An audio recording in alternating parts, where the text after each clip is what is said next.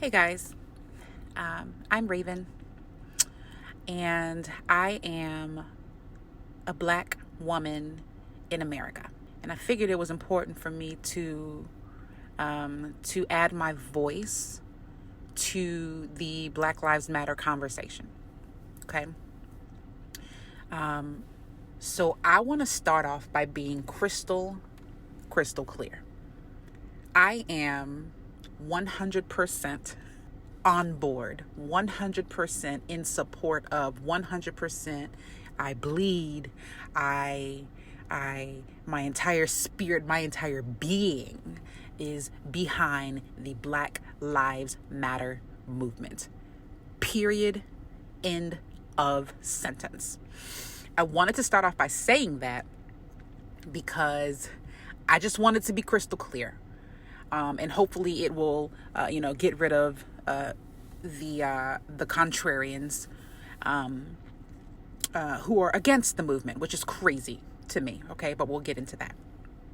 So I want to make it clear that I am completely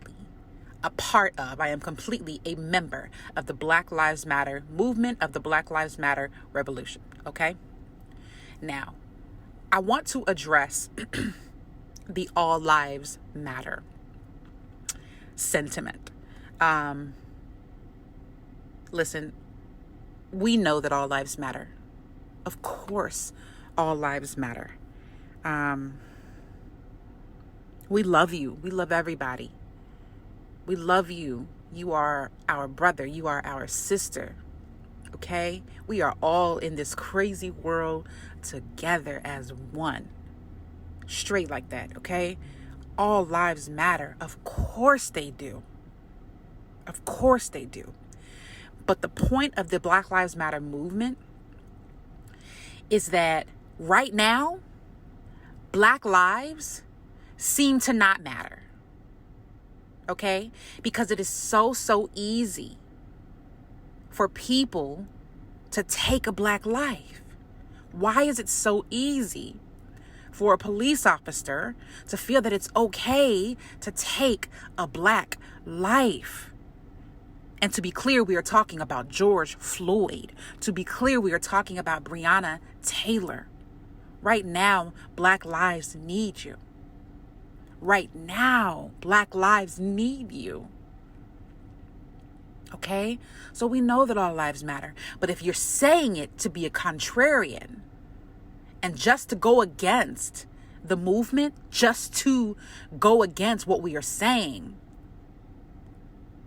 shame on you. Shame on you. Okay? I want to address another thing. There's this sort of, image or whatever circulating on Facebook where people are saying, nobody protested for us when, all of our Mexican children and our Latino children are being detained by ICE. Okay, where were y'all? Listen, that's messed up too. We're going to handle that too. Period. But do not let that distract you, and do not let that discount the Black Lives Matter revolution. We're going to handle that too. Because that's messed up too. There are so many things in this world that are messed up. We have issues within the LGBTQ plus community right now that we got to work on. There are so many issues that need addressing, but right now, in this snapshot in time, we are focusing on our beautiful, precious Black lives, okay? Please join us, please. We are focusing on our Black lives, and we are making a statement, and we are saying enough is enough. Black lives matter, okay? To all of my Hispanics, my Mexicans. I'm from Corpus, so I mostly know Hispanics and Mexicans, right? All of my Latinos. We love you. Are you kidding me? We love you. We love your babies. There are babies too. We love you, and we're here for you, and we will fight for you too. We'll do it together. Okay? There has been something that's been bothering me, something that's been on my mind that has not been sitting right with me in my spirit, and I have to say something. Okay, so I've been seeing a lot of images circulating around the internet saying Black women, we have to stand up for our Black men. We have to be there for our Black men because they are killing our Black men. Absolutely. They are killing our Black men. Y'all, I have a son. I'm going to tell y'all this real quick, okay? Many of you know, and if you don't know, I'm telling you now. I just had a son. My son is 3 months old. And when I found out I was pregnant, when I found out I was pregnant, I didn't want it to be a boy because I didn't want my baby boy to have to grow up and live in and navigate a world that has already decided that they hate him, that has already decided that he is a threat, that has already decided that he is scum, a world that has already decided that he is nothing. I didn't want my son to grow up in a world that thought that his life did not matter. So when I found out I was having a boy, although I was excited, something in me was devastated for my son, devastated for my son's future, because I didn't want him to have to navigate this evil world that we live in. Okay? So yes, we have to stand up and stand in the gap for our Black men, okay? Black women, period. We need to be there for them because the world sees them as a threat. And the world, many people in the world do not think that their lives matter, okay? However, with that being said, let's not forget the Breonna Taylors of the world, okay? Let's not forget the Black women. People look at us and not everybody, okay? Of course, we know that goes without saying, but there are people who look at us Black women and say low life, don't work, ghetto, angry, I don't know, uneducated, all of these crazy stereotypes. Now, when we say Black Lives Matter, we mean all Black lives, Black men, Black women, gay Black men, gay Black women, and anybody in between. That includes trans women. Okay? I forget the young woman's name that was beaten, but I know that her last name is Dior, something Dior. You guys know the name. You know my heart. You know who I'm thinking about. Say her name down in the comments for me. Please say her name. Okay? We have to protect all Black lives. Please protect our women too. That's the message I'm trying to get to you. Please protect our Black women too. Protect each other. It's all about protecting the entire Black community. Okay? I just wanted to say that. Now moving on. The riots. What do I think about the riots? Listen, some of y'all not going to like this, and I'm okay with that. Some of y'all not going to like this, but listen. I understand. I get it. I get why we mad. I get why we mad, y'all. Do you know how exhausting it is to be Black in America? I'm finna tell you here in a second.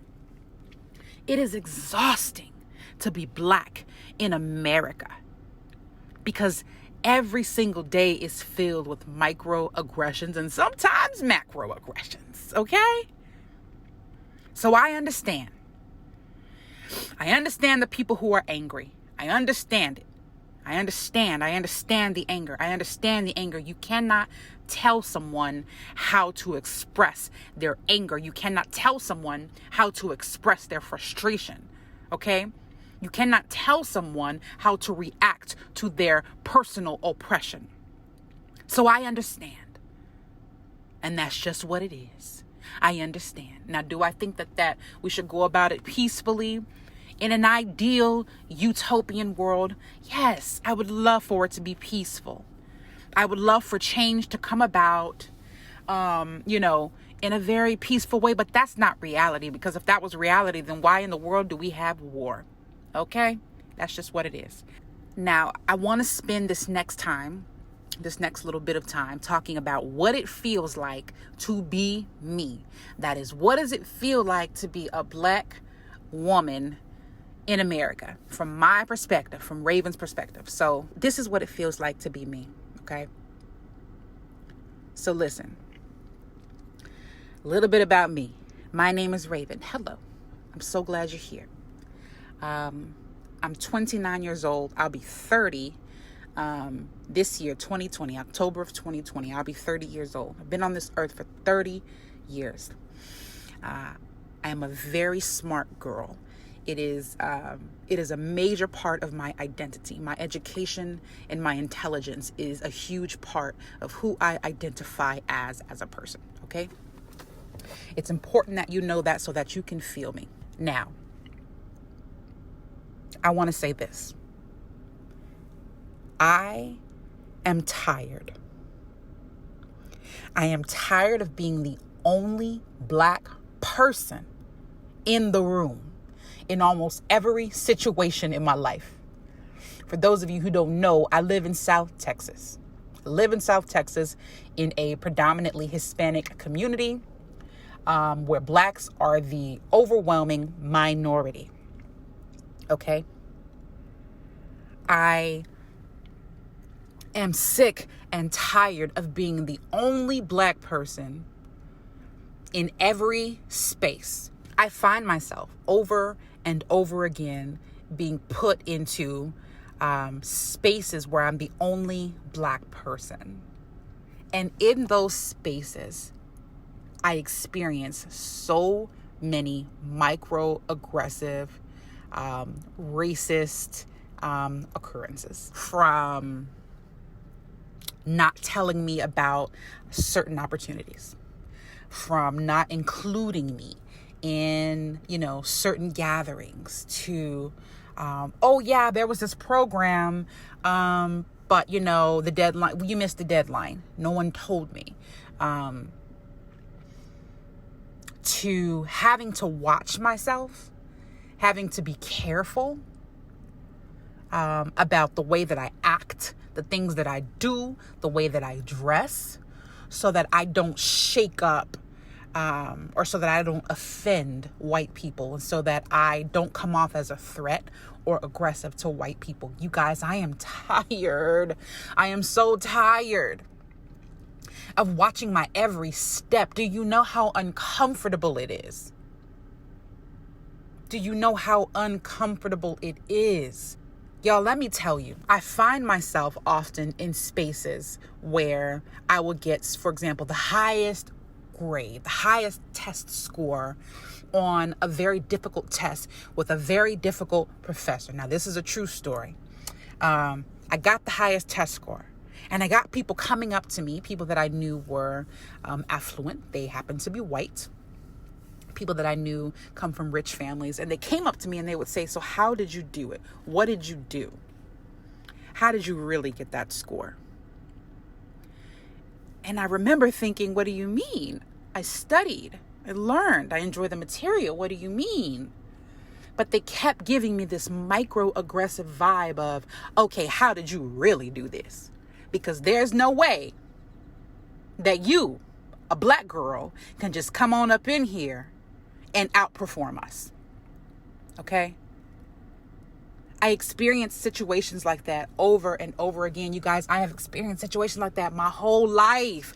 People wonder how this Black girl can just come up in here, you know what I'm saying, and outperform us and outdo us. That has made people angry. They tried to get me kicked out of the school, y'all. They tried to get me kicked out of my school. I was a straight A student. I graduated 13th, ranked 13th out of 500 and something students in my class. My principal refused to let me go. Racism.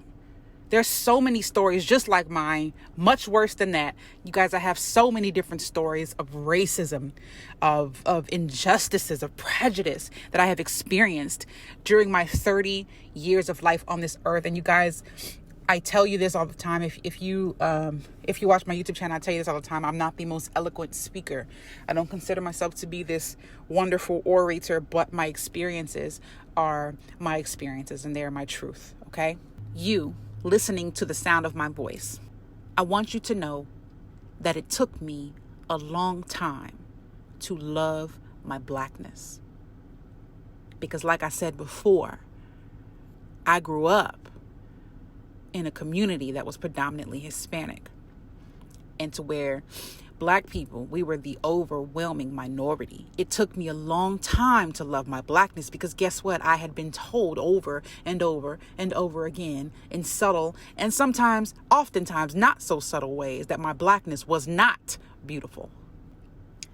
People would look at me, this Black smart girl, and they would act like I was some sort of anomaly, like I was some sort of alien. How could this Black girl be so smart? How could this Black girl achieve so much? How can this Black girl outperform my child?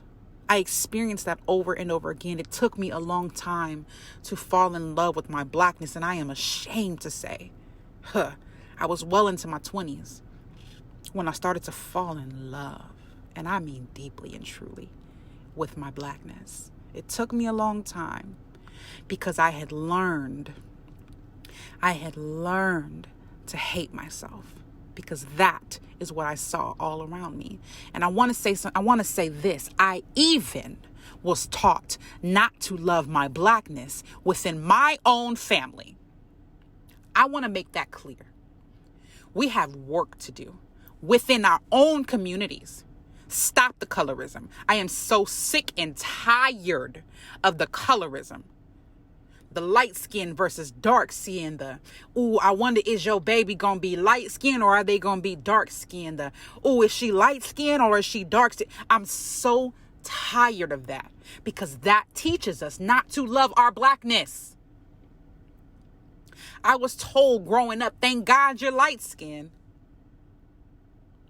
Thank God you're light skinned, because then peoples might not have let you do this, or then peoples might not have invited you here. It starts at home.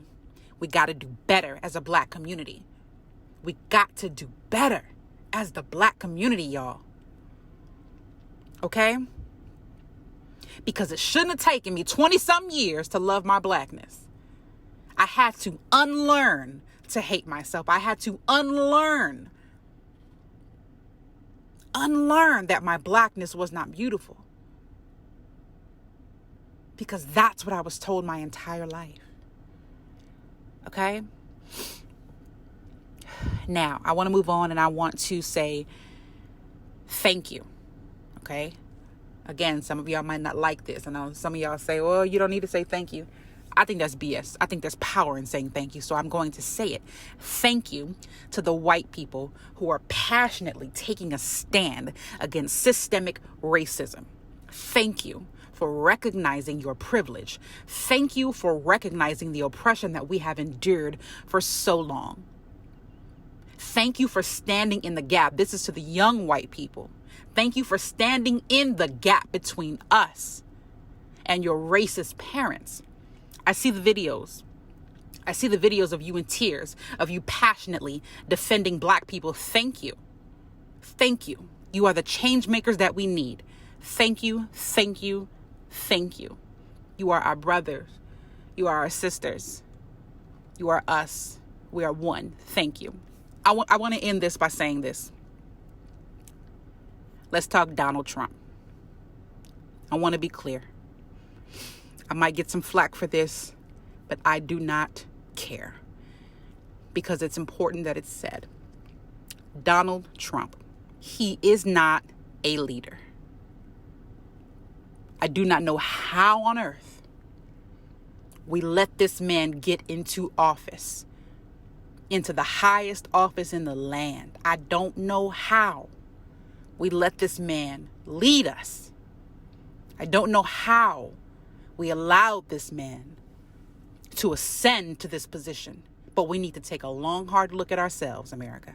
He is not a leader. Our people, Black people, are hurting. Do you hear me? We are hurting. And he don't care. His heart is hardened. He don't even want to listen to our woes. Listen to our cries. Hear us. Hear us. Hear the message we are trying to send. There are some people who are speaking beautiful words and explaining the Black experience beautifully, wonderfully, eloquently. Hear them. Hear us. Donald Trump, hear us. Join us. Help us. You are supposed to be our leader. You took on the role to become the president of the United States. Be the president. Be our president. Soften your heart. Soften your heart. That's how I feel about the matter. You guys, I just wanted to add another voice to the Black Lives Matter revolution. I might have missed some things. I might have skipped some things. This was mostly a stream of consciousness.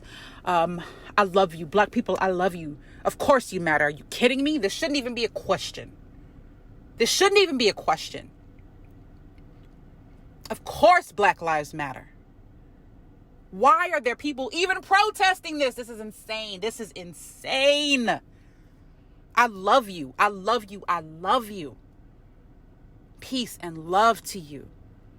You guys, my channel is a mental health channel. Please guard your mind. Tend to your mind, you guys. I know that I am struggling. I am struggling right now. I am not afraid to admit I am struggling mentally. And if you are too, please take a look through my channel. There are so many different videos that I have on ways that you can navigate life, ways that you can make life more enjoyable, ways that you can make this time on earth a happy experience. I love you. I love you. I love you. Black Lives Matter. Period.